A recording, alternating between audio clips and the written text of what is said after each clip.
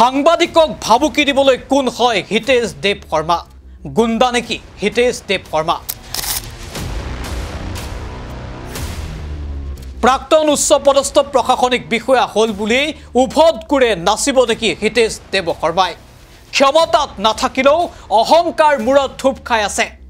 অনবৰতেই ৰঙীন হৈ থাকে এইগৰাকী বিশেষ প্ৰশাসনিক বিষয়া বেলেগ এটা লেভেল সাংবাদিক ঢোল নেকি যে যাৰ জেনেকৈ মন যায় বজাব আৰু সাংবাদিক মনে মনে বহি থাকিব সাংবাদিকক গুণ্ডাৰ দৰে ফোন কৰি ভাবুকি দিয়া হিতেশ দেৱ শৰ্মা গ্ৰেপ্তাৰ কৰিবনে অসম আৰক্ষীয়ে নে প্ৰাক্তন উচ্চপদস্থ প্ৰশাসনিক বিষয়া বুলিয়েই বাছি যাব হিতেশ দেৱ শৰ্মা কাৰোবাৰ আশীৰ্বাদ পুষ্ট মানুহ নেকি গুণ্ডাৰূপী হিতেশ দেৱ শৰ্মা নমস্কাৰ মই নেত্ৰজিৎ বৰা ৰাজ্যৰ এটা ব্যক্তিগত চেনেলৰ এগৰাকী জ্যেষ্ঠ সাংবাদিক হল ৰাণা ডেকা পাঠশালাৰ বাসিন্দা ৰাণা ডেকাই যোৱা 15 অক্টোবৰত এটা বিশেষ বাতৰি কৰিছিল জুবিন গাৰ্গৰ মৃত্যুৰ মূল তিনি অভিযুক্ত ক্ৰমে সিদ্ধাৰ্থ শৰ্মা শ্যামকানু মহন্ত আৰু সন্দীপন গাৰ্গক বাক্সাৰ নিকাচিত থকা জিলা কাৰাগাৰলৈ নিয়া হৈছিল সিদিনা কাৰাগাৰৰ সন্মুখত ভয়ংকৰ পৰিস্থিতিৰ সৃষ্টি হৈছিল সিদিনা হিতেশ দেৱ শৰ্মাৰ পুত্ৰ অতিৰিক্ত আৰক্ষী অধীক্ষক গীতাৰ্থ দেৱ শৰ্মাই লাঠি চাৰ্জ কৰাৰ অভিযোগ উত্থাপিত হৈছিল সেই স্থানত সমবেত হোৱা সাধাৰণ লোকৰ ওপৰত আৰক্ষী বিষয়াজনে অতৰ্কিতেই লাঠি চালনা কৰি পৰিস্থিতি অধিক জটিল কৰি পেলোৱাৰ অভিযোগ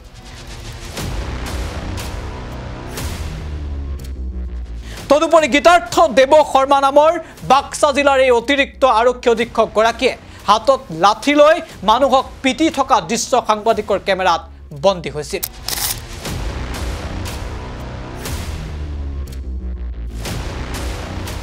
ইয়াৰ পিছতে সংবাদ মাধ্যমৰ জৰিয়তে এই ঘটনা ধাৰাবাহিকভাৱে সম্প্ৰচাৰিত হৈছিল ঘটনাৰ দুদিন পিছতে গীতাৰ্থ দেৱ শৰ্মাক গুৱাহাটীলৈ শাস্তিমূলক বদলিও কৰা হৈছিল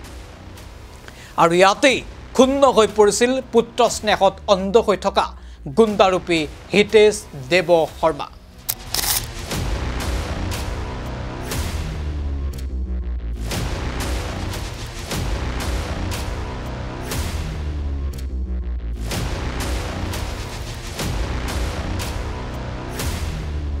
এই ঘটনাক কেন্দ্ৰ কৰি বৃহস্পতিবাৰে দুপৰীয়া প্ৰায় 1:30 মান বজাত হিতেশ দেৱ শৰ্মাই 9435102490 নম্বৰেৰে সাংবাদিক ৰাণা ডেকালৈ ফোন কৰে ফোনযোগে ৰাণা ডেকাক গাড়ীৰে খুন্দিওৱাৰ ভাবুকি দিয়াৰ লগতে 8 বছৰীয়া পুত্ৰক ক্ষতি কৰাৰ ভাবুকি দিয়ে হিতেশ দেৱ শৰ্মা আৰু ৰাণা ডেকাৰ সম্পূৰ্ণ কথোপকথন বন্দী হৈছিল মোবাইলত প্ৰথমে শুনিলক কিদৰে ভাবুকি ভৰা ফোন আহিছিল ৰাণা ডেকালৈ হিতেশ দেৱ শৰ্মাৰ পৰা এটা চোৱা তুমি এইবোৰ কথা কৈ আছা তো এটা তোমাক হঠাৎ তুমি ৰাস্তাৰে গৈ আছা পাছৰ পৰা গাড়ী এখন তোমাক খুন্দা মাৰি পেলাই হা তোমাক মেজৰ ইনজুৰি কৰি থৈ গ'ল তোমাৰ কিবা হাত থাকিব নেকি কাক কমপ্লেইন কৰিবা তোমাৰ বাচ্চাটো 8 বছৰীয়া ক'বাত কিবা এটা প্ৰব্লেম হ'ল হয় হয় তেতিয়া তুমি কাক কমপ্লেইন কৰিবা হেল্ল' হিতেশ দেৱ শৰ্মা ক'লো স্যাৰ তোমাৰ কি তোমাৰ ঘৰৰ ফেমিলি কি হ'ল বিয়া কৰাইছে ল'ৰা ছোৱালী কি ল'ৰা এটাৰ 8 বছৰ হৈছে 8 বছৰ ওকে আচ্ছা তুমি কিন্তু কি মই তোমাক ফোন কৰিলো এইকাৰণে কাৰণ তুমি বৰ পুৰণা চিনাকি নহ'লে মই ফোনে নকৰিলো হয় নাই মই নিজৰ বুলি আপোনাক অফিচাৰ হিচাপে হেৰি কৰা নাই আমাৰ পুৰণি মানুহ হিচাপে কথাটো হ'ল তুমি কিছুমান গণ্ডগোলীয়া কাম কৰিলা বাক্সাত দেই মই কেনেকুৱা গণ্ডগোলীয়া কাম কৰিছে এইখিনি গোটেইখিনি চবখিনি ইনফৰমেশ্যন কালেকশ্যন হৈছে হয় আৰু মোৰ কাণতো পৰিছে মইতো একো কৰা নাই নাই তুমি নাই কৰা বুলি তুমি কৈ থাকিবা এইটো বেলেগ কথা হয় এতিয়া কথাটো হ'ল এনেকুৱা বাক্সাৰ যিটো ইনচিডেণ্ট হ'ল তাতে প্ৰথমতে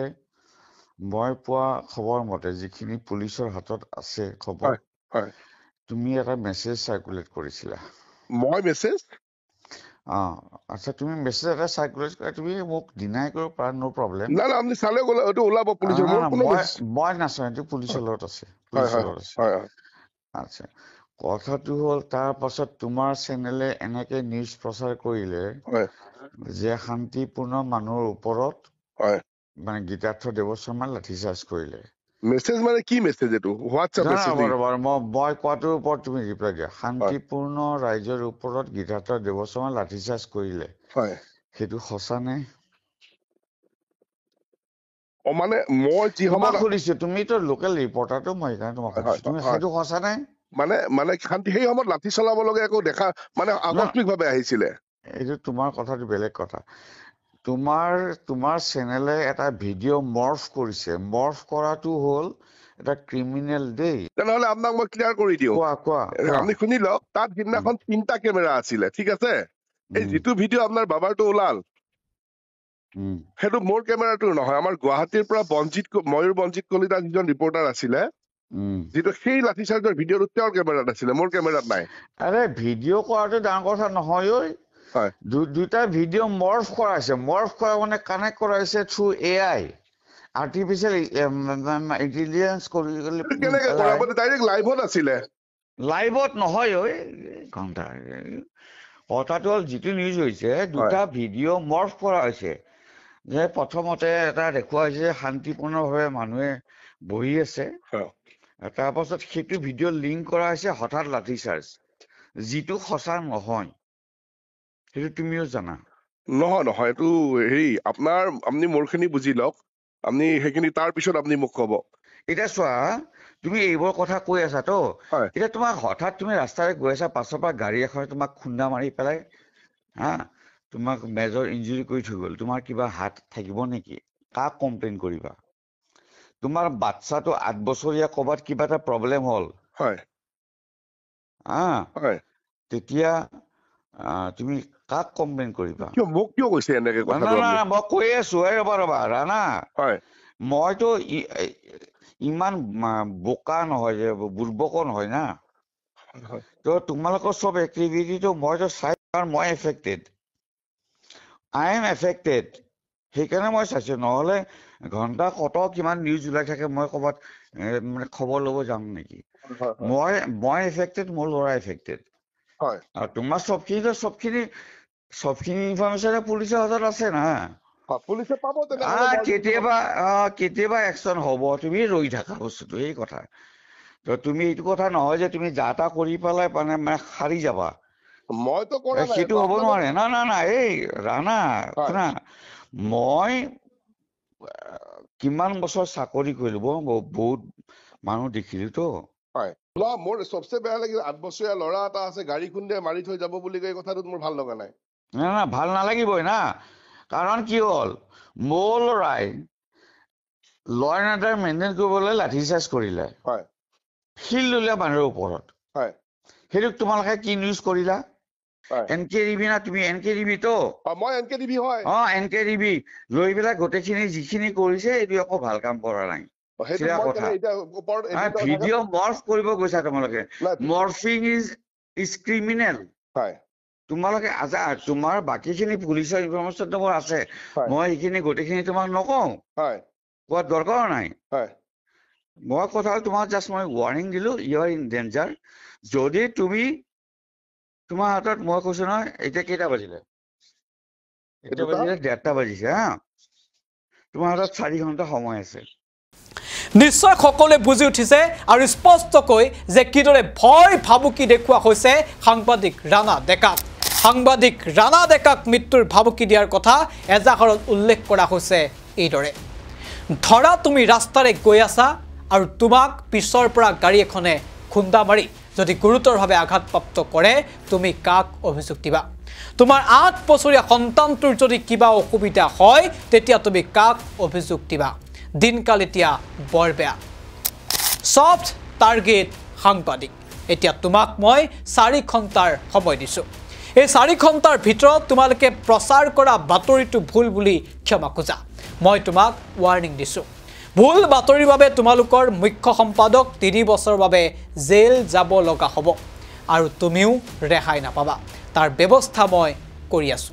এয়া হৈছে কৰ্তৃপক্ষৰ এয়া হৈছে মন্তব্য এই ভাবুকিত ভীতিগ্ৰস্ত হৈ পৰিয়ালৰ নিৰাপত্তাক লৈ এতিয়া শংকাত ভুগিছে সাংবাদিক ৰাণা ডেকা নিজৰ আৰু পৰিয়ালৰ নিৰাপত্তা বিচাৰি আৰক্ষীৰ সহায় বিচাৰিছে সাংবাদিক ৰাণা ডেকাই দৰাচলতে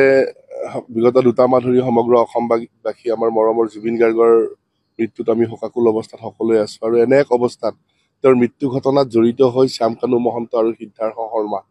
তেওঁলোকক গুৱাহাটীৰ পৰা বাক্সা জিলা কেন্দ্ৰীয় কাৰাগাৰলৈ অনা হৈছিল জেললৈ